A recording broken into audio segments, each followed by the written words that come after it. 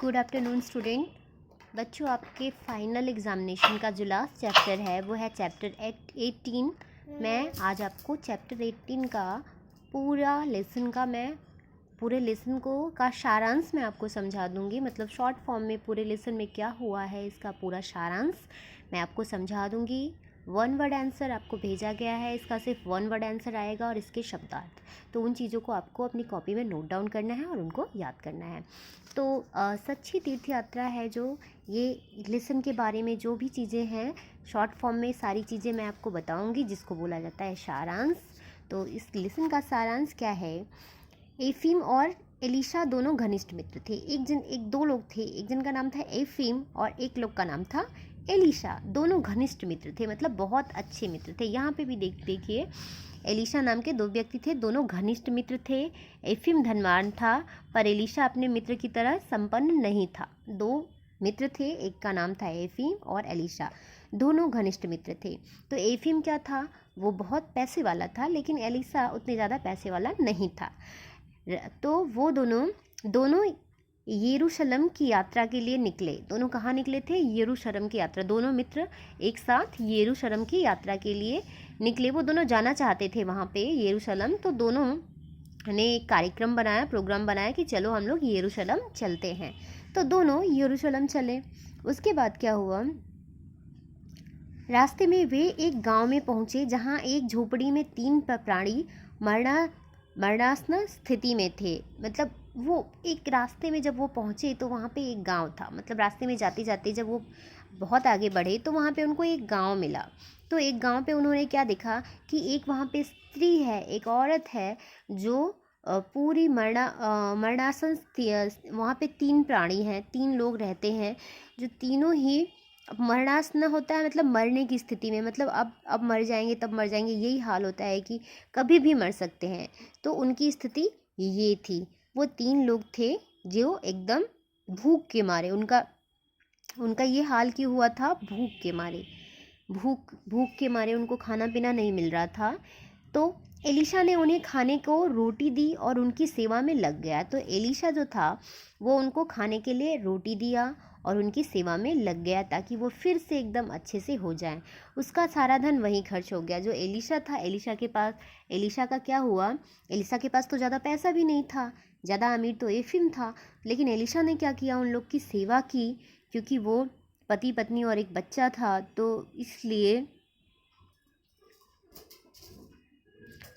इसलिए वह उन लोगों को खाने के लिए उनके खाने की व्यवस्था की और उन लोग का सेवा वहीं पे करने लगा। तो इससे क्या हुआ कि एफिम का सारा पैसा खर्च हो गया और वह वापस घर लौट आया। जब उसका सारा पैसा खर्च हो गया तो सोचा कि अब जाके यहाँ पे फ़ायदा क्या है, तो वो वापस घर लौट आया।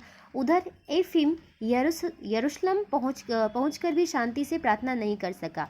लेकिन जो एफिम था उसने सेवा नहीं की। वो सोचा कि मैं तो तीर्थ यात्रा पे निकला हूँ यरूशलेम, तो वो यरूशलेम चला गया। लेकिन वहाँ पे यरूशलेम जाके भी उसको वहाँ पे शांति नहीं मिली। एकदम उसको मन को शांति से प्रार्थना भी नहीं कर सका। मतलब वहाँ पे जाके भगवान के सच्ची प्रार्थना भी नहीं कर सका, प्रेयर भी नहीं कर सका। उसके मन में एक अशांति सी थी।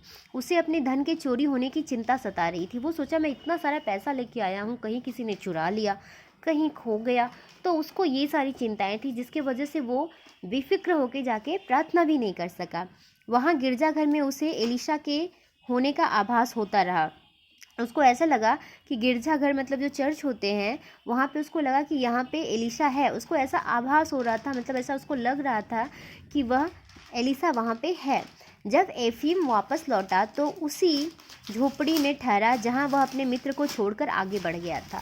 लेकिन क्या हुआ था कि जब वापस लौटा तो वो उसी झोपड़ी में पहुँचा जहाँ वो अपने मित्र को वापस छोड़ के आगे बढ़ गया था। अपने मित्र को इसलिए छोड़ दिया था उनके मित्र जो थे एलिशा ने कहा था कि मैं इन लोगों को ऐसे नहीं छोड़ सकता, ये लोग भूखे हैं, मर जाएंगे, मैं इनको ऐसी स्थिति में नहीं छोड़ सकता, एक स्त्री, एक पुरुष और एक बच्चे को।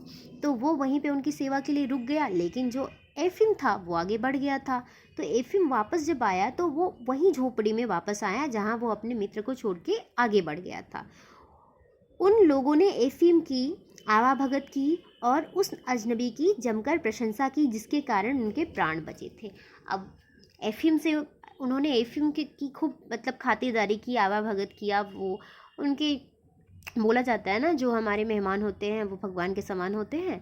तो इसलिए जो तीनों लोग थे, पति पत्नी और बच्चा, उन्होंने एफिम का बहुत आवाभगत किया और उस अनजान अजनबी की जमकर प्रशंसा की। अनजान अजनबी किसको कहा गया है? एलिशा को। एलिशा जिसने उन लोग की सेवा की थी।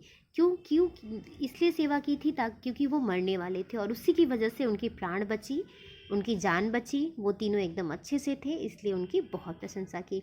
उन्हें देखकर एफिम समझ गया कि मानव सेवा ही सच्ची तीर्थ यात्रा है।